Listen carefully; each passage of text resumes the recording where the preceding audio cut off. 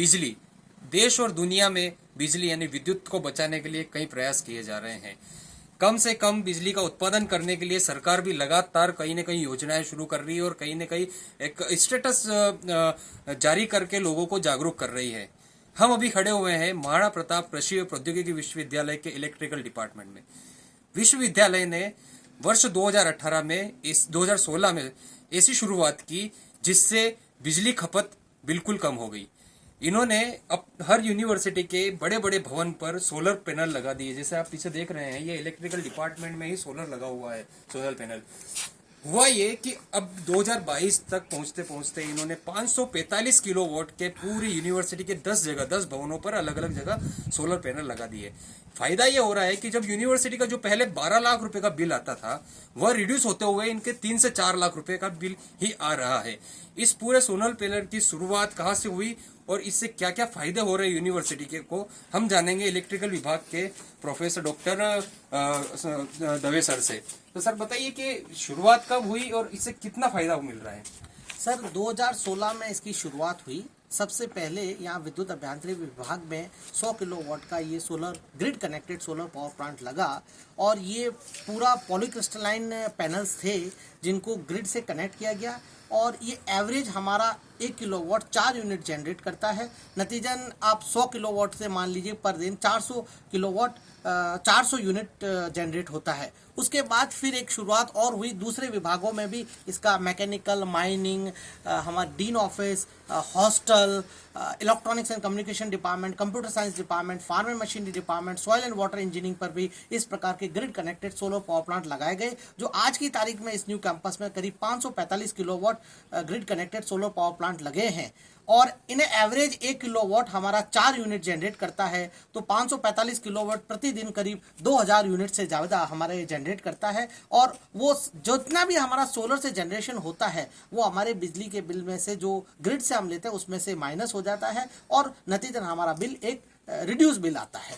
ये आपने किस तरह से कर रखा? बिजली निगम से को देते हैं आप या फिर वहां से कम होता है? किस तरह से कनेक्शन सर देखिए, जहां से हमारी यूनिवर्सिटी इस कैंपस में जहां से बिजली आ रही है वहां एक नेट मीटर लगा हुआ है। उस नेट मीटर में हमारे ग्रिड की भी सप्लाई का आंकड़ा भी आ रहा है और हम जो सोलर से ये जो 545 किलोवाट है उसका भी आंकड़ा जा रहा है। ये दोनों आपस में एडिशन सब्ट्रैक्शन होकर हमें नेट बता देते हैं कि आपने नेट कितना कंज्यूम किया है। यदि हमने ग्रिड से ज्यादा लिया है तो उसका उतना बिल आ जाएगा और अगर हमने ज्यादा दिया है तो उसका प्रभाव हमारे पास ये पड़ेगा कि हमें आने वाले बिलों में उसकी फायदा मिलेगा।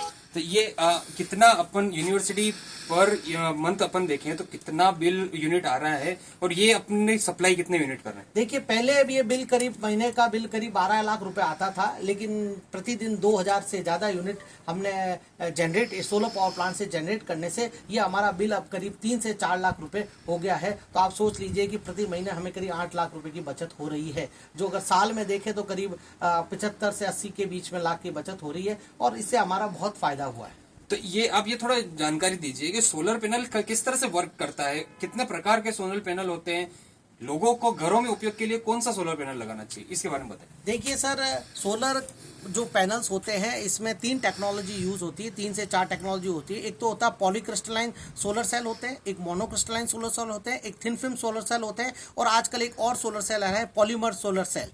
लेकिन इसमें से जो जब मैं 2016-17 की बात करूंगा उस समय पॉलीक्रिस्टलाइन सोलर बहुत चलन में थे क्योंकि ये सस्ते थे, लेकिन इनकी एफिशिएंसी मोनोक्रिस्टलाइन से कम थी। लेकिन आज के इस दौर में 2022 में ये मोनोक्रिस्टलाइन की भी कॉस्ट कम हो गई है, तो आजकल लोग मोनोक्रिस्टलाइन पैनल लगाने पर ज़्यादा प्रेफर करते हैं। सिर्फ डिफरेंस कॉस्ट उसकी ज़्यादा है लेकिन एफिशिएंसी मोनोक्रिस्टलाइन की ज़्यादा है। लेकिन हमारे यहाँ जो यूनिवर्सिटी में लगे हैं वो 2016, 17, 18 उस समय के लगे हुए हैं, तो सारे पॉलीक्रिस्टलाइन है और वो करीब average 4 unit per day 1 kilowatt पे जनरेट करते हैं। तो ये डिफरेंस कितना होता है दोनों में, मोनोक्रिस्टलाइन और पॉलीक्रिस्टलाइन? मोनोक्रिस्टलाइन मतलब एक प्योर सिलिकॉन है, पॉलीक्रिस्टलाइन एक मिक्स है।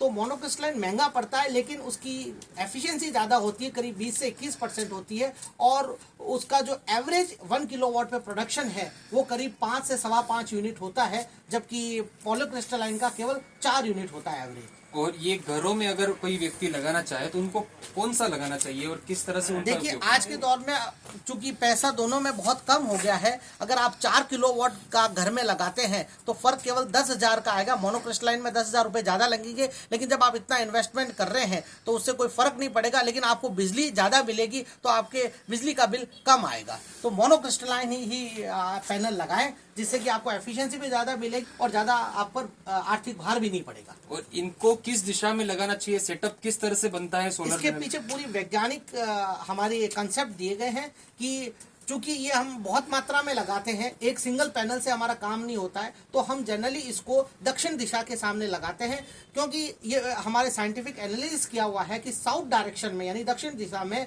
सूरज सबसे ज्यादा रहता है और सबसे ज्यादा उसमें रेडिएशंस पड़ती है, सोलर रेडिएशंस की, क्योंकि इसमें जो इलेक्ट्रिसिटी प्रोड्यूस हो रही है वो सोलर रेडिएशन के द्वारा ही हो रही है। तो करीब 11 बजे से लगाकर दोपहर के 2-2:30 बजे तक सूर्य दक्षिण दिशा में रहता है, इसलिए हम उसकी मैक्सिमम ऊर्जा को यूज कर सके, इसलिए इन सारे पैनल्स की जो दिशा रहती है वो दक्षिण दिशा के सामने रहती है। तो ये जाना आपने सोलर पैनल के बारे में कि किस तरह से इसकी वर्किंग होती है और यूनिवर्सिटी अपना बिल किस तरह से कंज्यूम करता है। आपको ये भी बता दें कि राज्य सरकार की तरफ से, राजस्थान सरकार की बात करें तो किसानों के लिए सोलर पैनल खेतों में लगाने के लिए भी सब्सिडी दी जा रही है। इसका मतलब ये है कि सरकार भी चाहती है कि ज्यादा से ज्यादा लोग सोलर की तरफ ही अपना मुड़ाव रखे, तो जिससे विद्युत का कंजप्शन कम हो। एबीपी न्यूज से विपिन सोलंकी, उदयपुर।